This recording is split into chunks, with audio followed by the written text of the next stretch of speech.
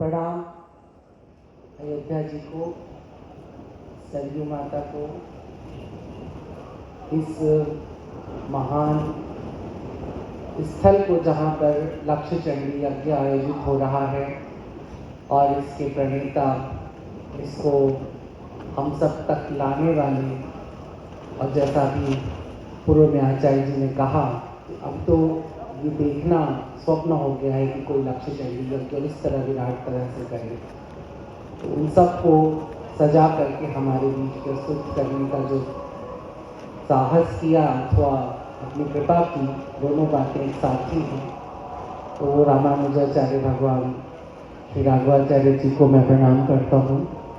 और मैं ये कहूँगा कि कुछ ही लोग हैं जिन्हें मैं प्रायः सुनने की इच्छा मेरी बनी रहती, और शायद कई बार तो ऐसा हुआ है कि भोर तक सुनता रहा हूँ, रात से भोर तक, वो राघवाचार्य जी महाराज को ही, क्योंकि इतनी परिष्कृत भाषा और उसके साथ इतना प्रामाणिक, शास्त्र द्वारा जो प्रामाणिक ज्ञान है उसे रखने वाले आज के समय में बहुत ही कम ही कथावाचक रह गए हैं। क्योंकि अधिकांश कथावाचन जो है वो उसका शायद दृष्टिकोण बहुत व्यावसायिक हो गया है, कई बार बहुत राजनीतिक हो गया है।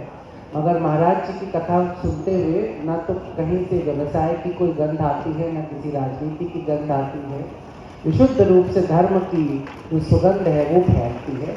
और ईश्वर ऐसी कृपा करे कि राघवाचार्य जी शतायु हो, बल्कि सहस्र वर्षों तक रहें। ऋषि मुनि तो 1000 साल रहते ही हैं।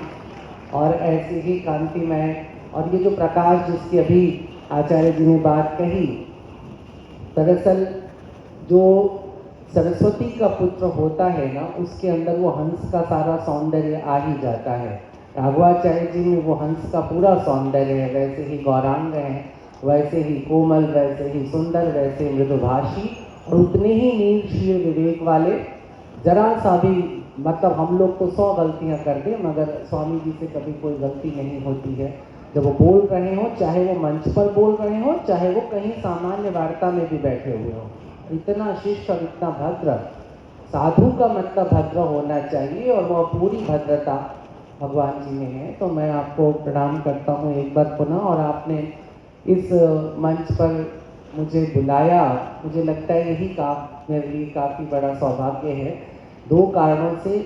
एक तो लक्ष्य चंडी यज्ञ मैंने तो अपने जीवन में नहीं देखा, पहली बार मैं देख रहा हूँ, इसलिए मैं आपको प्रणाम करता हूँ कि मुझे आपने एक अवसर ये भी दे दिया। और दूसरा, इतने पवित्र संतों के मध्य बैठना, तो आप सबकी भी ऊर्जा, आप सबकी भी तपस्या का कोई न कोई अंश मुझ तक आएगा। इसके लिए भी मैं बहुत बहुत धन्यवाद करूँगा। बस एक, क्योंकि 7 मिनट में अपनी बात खत्म करनी, मैं सोच रहा हूँ 6 मिनट में ख़त्म कर लूँ, 5 मिनट में, तो क्योंकि काशी बस निकलना है मुझे। केवल अभी एक बात कह रहे थे आचार्य जी, उसी में ज़रा सा मैं अपना दृष्टिकोण रखूँगा। आचार्य जी ने तो शास्त्र से बात कही, और मैं थोड़ा सा अपने दृष्टिकोण से अपनी बात कह रहा हूँ। कि अभी कहा वक्त कि जिस प्रकार अयोध्या में किसी काल में धन की वर्षा होती थी, स्वर्ण यहाँ पे बरसता था, और यहाँ पे ब्रह्म चर्चा होती थी, इसके ऐश्वर्य को देख करके इंद्र भी लज्जित था। कहाँ था वो, कहाँ थी वो अयोध्या? मैं अयोध्या 4 वर्ष 5 वर्ष पूर्व यहाँ आया था, और उसी तरह की तथाकथित, जिसे हम कह सकते हैं दुर्दशा कही जा सकती होगी किसी एक दृष्टिकोण से। लेकिन मुझे आने के बाद जो पहली पंक्ति मैंने लिखी वो ये लिखी कि अगर पृथ्वी पर कहीं स्वर्ग होगा तो अयोध्या नहीं होगा। ये उस समय की बात बता रहा हूँ जब ये वैभव अयोध्या में नहीं, तथाकथित वैभव जब नहीं आया था, तब की मैं बात कर रहा हूँ। क्योंकि जहाँ ब्रह्म चर्चा हो रही हो, वहाँ पे स्वर्ण उतना ही व्यर्थ होता है जितनी कि गंगा जी और सरयू के किनारे पड़ी रहती है। अगर ऐसा ना होता तो मीरा ना गाती कि पायो जी मैंने राम रतन धन पायो। जिसे राम जैसा रतन मिल जाए, राम जैसा स्वर्ण मिल जाए, राम जैसा धन मिल जाए, उसके बाद किसी ऐश्वर्य की आकांक्षा या किसी अन्य प्रकार के वैभव की आकांक्षा रह जाए, अथवा किसी अन्य प्रकार के वैभव की कमी दिख जाए, मुझे लगता है ऐसे में कहीं ना कहीं राम के प्रति जो हमारी श्रद्धा है उसमें कुछ न कुछ कमी आ जाती है। राम साक्षात धर्म का विग्रह भी है, तो संपूर्ण ऐश्वर्य भी राम के अंदर ही विराजमान है। उनके अतिरिक्त कहीं कोई ऐश्वर्य नहीं है, कोई वैभव नहीं है। कहते हैं कि कलयुग ने जब अपने रहने का स्थान खोजा तो वह स्वर्ण में खोजा, और स्वर्ण जब मुकुट बन करके राजा के मस्तक पर चढ़ गया तो राजा के मस्तक में ही सारा का सारा कलयुग भी उतर गया। नारायण को आना पड़ा उतर करके, राजा के मस्तक से वो स्वर्ण का मुकुट हटाना पड़ा, और तब उसके बाद कहीं जाकर के नारायण की वह छवि वह राजा देख सका जिसके लिए हम नारायण को पूजते हैं। तो जो राजाओं के मस्तक पर स्वर्ण चढ़ता है वही वैकुंठ के रूप में भगवान के चरणों में पड़ा रहता है। तो अयोध्या हमेशा से ऐश्वर्यशाली रही है और हमेशा ऐश्वर्यशाली रहेगी।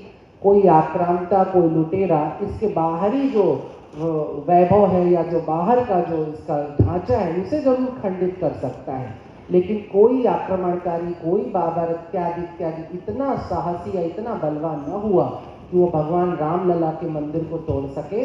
रामलला 500 सालों से करोड़ों करोड़ भारतीयों के, सनातन धर्मियों के हृदय में अपना मंदिर बनाकर विराजमान थे।